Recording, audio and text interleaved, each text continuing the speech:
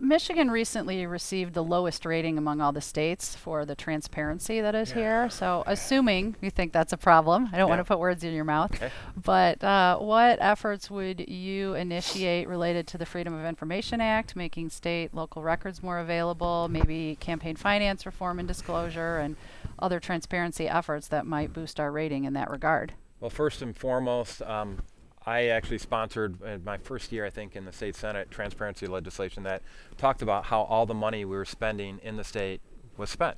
And so if you go to 10millionaccountants.com, you can actually see the spending plans in detail and in a way that's presented in a way that you can actually do some data mining and understand how exactly all the money that's spent in state government is actually spent. And I think its first priority is that our citizens need to know how the state funds that we're responsible for appropriating are spent. The next area where it gets into transparency around campaign finances, it'd be nice to be able to take all the money out of politics. I've done that my own special way in this election to take money out of politics.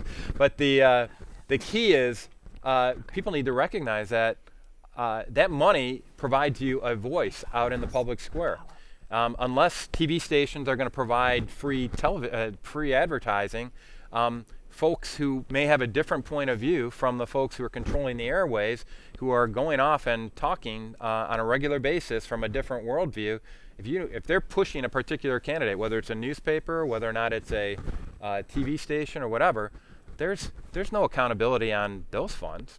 And that's what we're competing against with the idea of fundraising. You got to be able to buy ad time on those same places where they're pushing one or a different candidate or a different worldview on it, and you need that money to go off and compete.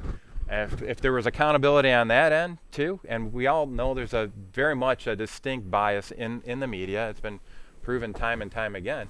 For a guy like me who's a conservative, it's tough to get the message out. And let me follow that up with the Freedom of Information Act. There have been proposals to apply it to the legislature and the governor's office. Yeah. What could we expect from your administration on that issue? Well, I mean, a lot of the salaries and everybody, if anybody wants to know how anybody's making money or whatever in my office or whatever, my personal salary, that's fine. The idea of going off and going on fishing expeditions, which is what Robert Mueller is doing right now with President Trump, a lot of people are using the Freedom of Information Act as a political weapon, not as something to keep people accountable. And I think you've got to have safeguards in it so that folks like Robert Mueller wouldn't be able to do the same thing into state legislators or a state governor's office and essentially use their authority and abuse their authority to just go on fishing expeditions.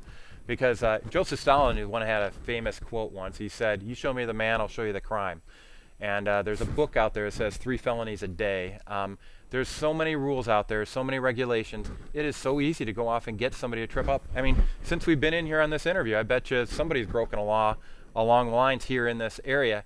And the key is whether or not that is something that merits public scrutiny, merits a lot of those resources, or whether or not it's something that should be delved into and somebody should be held accountable. We have a very low standard for some of those searches, as exemplified by this Robert Mueller investigation.